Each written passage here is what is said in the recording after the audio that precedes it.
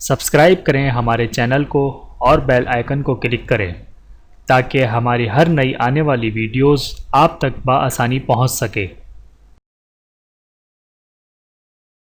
اعوذ باللہ من الشیطان الرجیم، بسم اللہ الرحمن الرحیم۔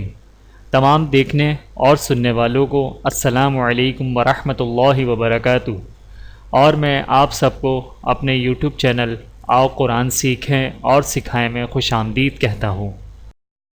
اور آج کی اس ویڈیو میں ہم انشاءاللہ آسان تجوید کورس کے لیسن نمبر 13 کے بارے میں جانیں گے۔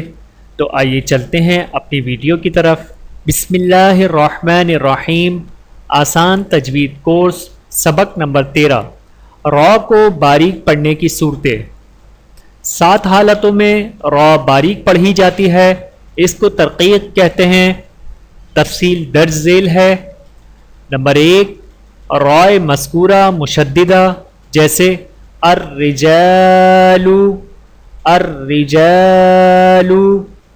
نمبر 2، رائے مکسورہ غیر مشددہ جیسے رجال، رجال۔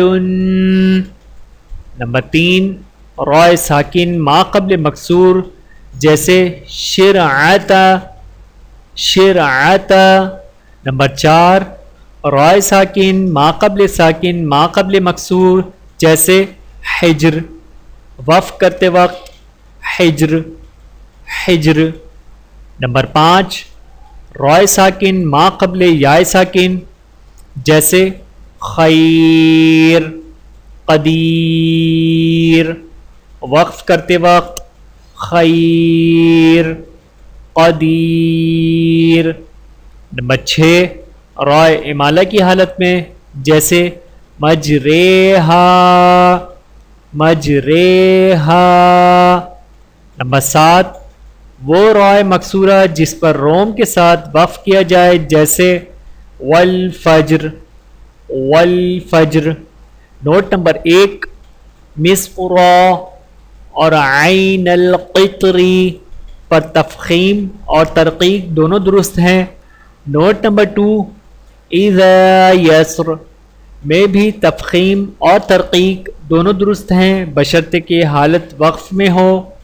نوٹ نمبر 3، امالہ کے معنی ہیں جھکانا، یعنی الف کو یائے کی طرف جھکانا۔ میرے محترم عزیزو، آج کا ہمارا یہ سبق نمبر 13 مکمل ہوا۔